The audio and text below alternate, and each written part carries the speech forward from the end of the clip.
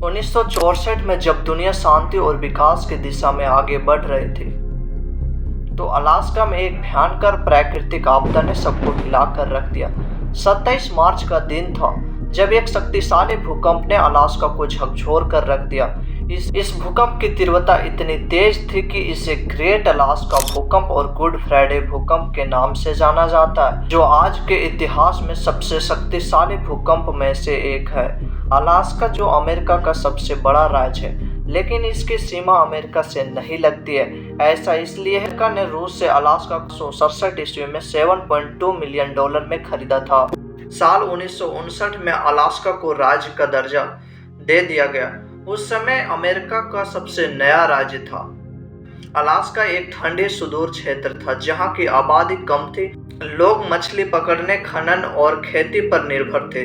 लेकिन इस शांत और ठंडे प्रदेश को यह पता नहीं था कि धरती के गर्भ में एक विशाल आपदा छिपी है। 27 मार्च 1964 गुड फ्राइडे के दिन शाम 5:36 पर जब लोग अपने काम से लौटकर आराम कर रहे थे, तभी अचानक धरती कांपने लगी।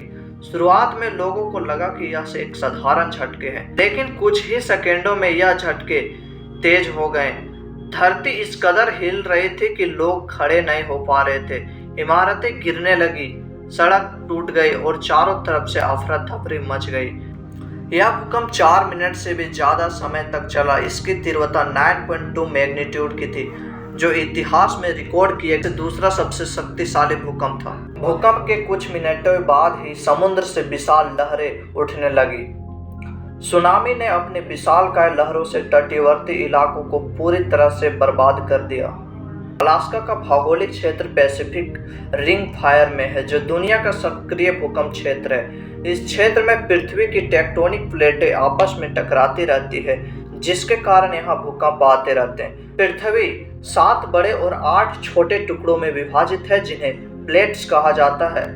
प्लेट एक दूसरे के संबंध में अलग अलग गति से घूम रही है। इसकी गति 2 से 10 सेंटीमीटर प्रति वर्ष है, लगभग उतने ही गति जितनी गति से आपके नाखून बढ़ते हैं। अलास्का सबडक्शन जोन के नीचे स्थित है। इस जोन में पैसिफिक प्लेट और नॉर्थ अमेरिकन प्लेट नीचे खिसकती है, जिससे भारी मात्रा में ऊर्जा उत्पन्न होती है। जब यह ऊर्जा का संचय ज्यादा होता है तो यह भूकंप के रूप में बाहर निकलती है। यही कारण है कि इस तरह से आए भूकंप अत्यधिक शक्तिशाली होते हैं। अलास्का में आए भूकंप का मेन रीजन यही था कि एक प्लेट दूसरी प्लेट से नीचे खिसक गई थी।